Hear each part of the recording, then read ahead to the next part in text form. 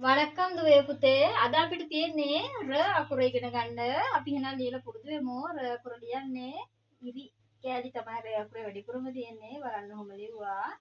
මෙහෙම ඇල ඉරක් ගහනවා. මේ ගහන ඉරි දෙක සමාන කරන්න ඕනි පුතේ. මේ මෙහා පැත්තට චූටි කොටසක් මෙහෙම යන්න ඕනි. මෙහෙම ඇල ඉරක් එන්නත් ඕනි. ඔන්න අකුර උඩ හරි මැද හල් කරනවා. මේක ර අකුර.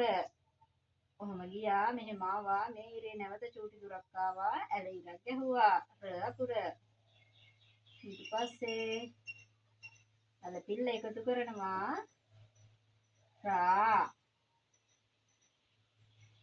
ඊට පස්සේ ඉස්පිල්ල රියන්න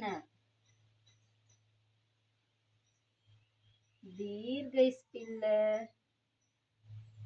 rii ඊට පස්සේ අපි යමු පාපිල්ල එකතු කරන්න පාපිල්ලත් ඒ හැඩේම තමයි ඔහොම ආවා මෙතනින් ඔහොම නැවිලා මෙහෙම උඩට යන්න ඕනේ ඔන්න දෙමළ පාපිල්ල ර අකුරේ දීර්ඝ පාපිල්ල උන්නවේ තගට ගැටයක් එන එක විතරයි වෙනස ඊට පස්සේ අපි කොම්බු එකතු කරගමු කොම්බුව තනි කොම්බුවයි ර අකුරයි කොම්බුවයි ර අකුරයි ඊට පස්සේ කොම්බුවයි හල් කිරීමයි ර අකුරයි ඒ අකුර ලියන්නේ මෙන්න මෙහෙම ඊට පස්සේ කොම්බු දෙකයි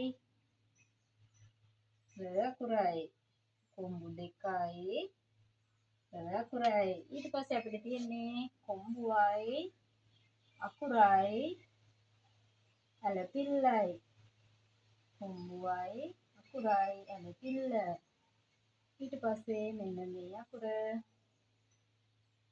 මේ අකුරෙන් පුතේ කොම්බුව අකුර ඇල පිල්ල සහිත හල් කිරීම තමයි කියවෙන්නේ අපි අන්තිම අකුර ලියමු කොම්බුවයි ර අකුරයි ගයනු කිත්තයි අපි ලියන්නේ ඒ විදිහටම තමයි කොම්බුවයි ර අකුරයි ගයනු කිත්තයි යන අපි ර අකුරත් ලියලා ඉවරයි එහෙනම් හැමෝටම සුබ දවසක්